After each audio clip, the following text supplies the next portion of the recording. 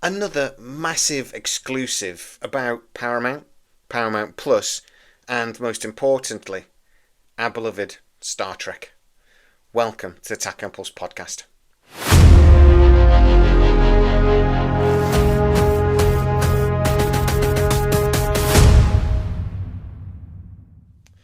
I've literally just got off a call with my main guy, or girl, could be a girl, over at Skydance. They've been feeding me little bits of information for a little while now, and they have once again come through and told me about a lot of what's going on. I want to tell you about their plans for Paramount Plus. I want to tell you about their plans for Paramount. And they're very interesting because they want to do a lot less, but they want to really focus on the stuff that's done well for them in the last few years. I'll tell you what that is in a minute. But they have a big decision to make about Star Trek.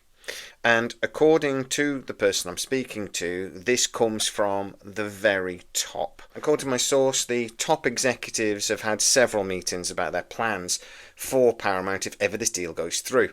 I'll talk about that in the next video. But people like Dave Ellison and Dana Goldberg have really been trying to now nail down what their plans are for the next 10 to 20 years with Paramount.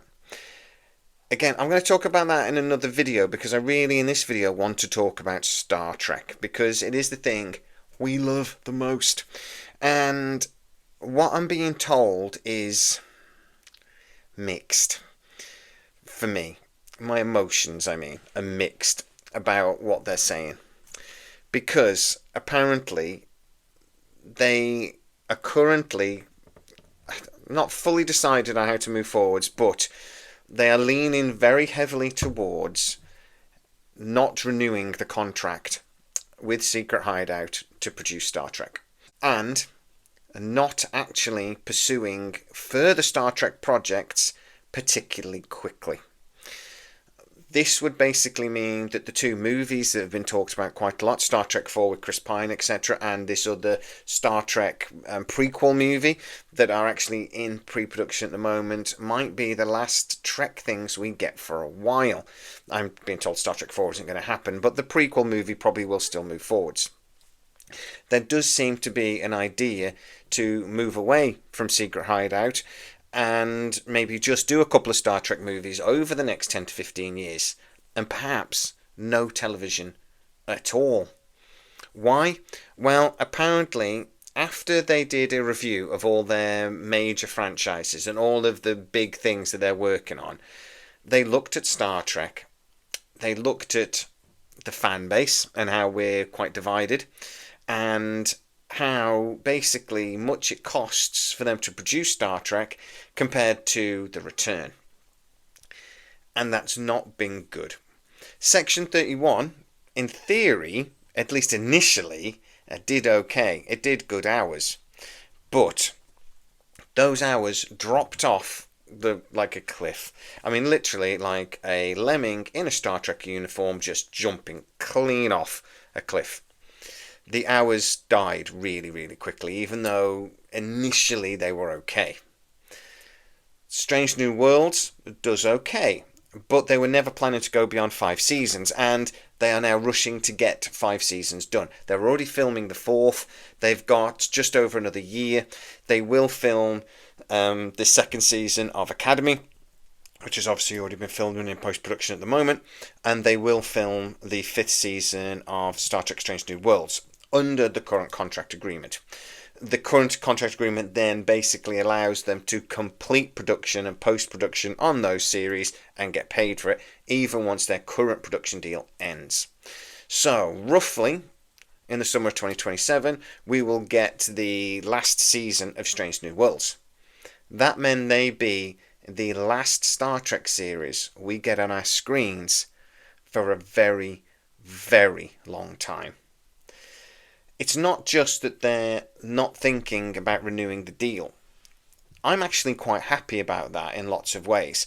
Even though I feel like Secret Hideout has done better with some Star Trek over the last couple of years, they have actually tried to get the boat going in the right direction. I actually quite like Strange New Worlds, even though Yeah, okay, it does my head in at times. Too many quirky, silly episodes. One musical is too many. But too many episodes that are sort of comedy episodes and things are supposed to be funny. You know, we're getting more of it now. We're getting the bridge crew as Vulcans. We're definitely getting that as a quirky episode. We'll probably announce something else, and we're definitely getting the murder mystery episode. So, again, it's too much of that and not enough Star Trek for me. Say what you like about Discovery, at least it was week in, week out Star Trek. Not good Star Trek. With Strange New Worlds, it just really feels like the sci-fi kind of comes second, and the actors and writers' whims sort of come first. One of the actors is like, I can sing, let's do a musical. I don't like that. I would prefer it was Star Trek first, but that's just me. Get into the comments and tell me what you think. Getting rid of Secret Hideout and getting rid of Alex Kurtzman, on one hand, is not a bad thing. I actually genuinely always believed, and hey, look, Dave Ellison, once they actually get their feet under the table, might go a completely different way yet, so this isn't set in stone, but this is the way they're leaning, according to my source. But I always thought they would probably extend the Secret Hideout deal, and that they would maybe get a third season of Academy if the first season does well.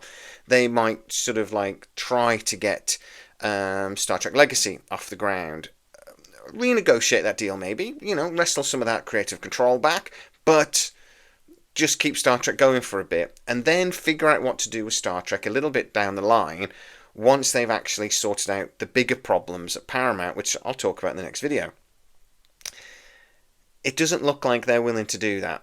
It does look like they really want to boil down what Paramount are good at, which is maybe the movies, maybe the Taylor Sheridan stuff and things, and they want to focus on that. The stuff that actually people flock to Paramount Plus to watch. The problem is they're not really flocking to Paramount Plus to watch Star Trek. If you remember when Paramount Plus started, the big thing was, this is the home of Star Trek. The last 12 months have shown that it isn't, and that actually they are willing to farm off projects like Prodigy if it suits them.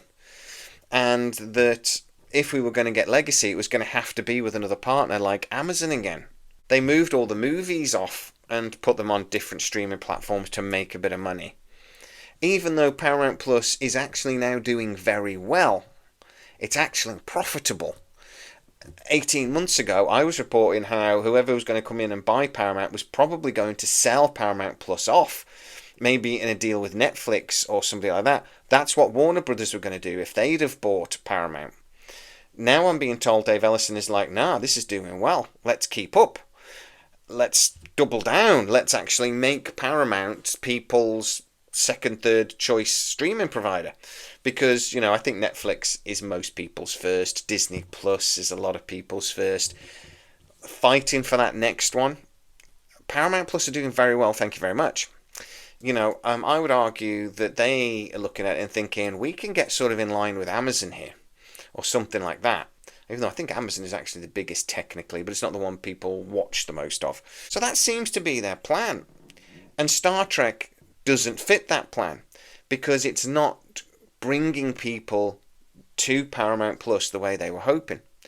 It costs too much to make, and just not enough people are watching it. If you get a series that costs best part of $100 million to produce 10 episodes, you want that at the top of the Nielsen chart, you know, the streaming chart. You want it top 10, like Picard Season 3 was. And you would expect every season of that show to do that. Star Trek doesn't. Strange New Worlds doesn't even do it, and generally speaking, that's probably the most popular of all the current Star Trek iterations. So, where does that leave us?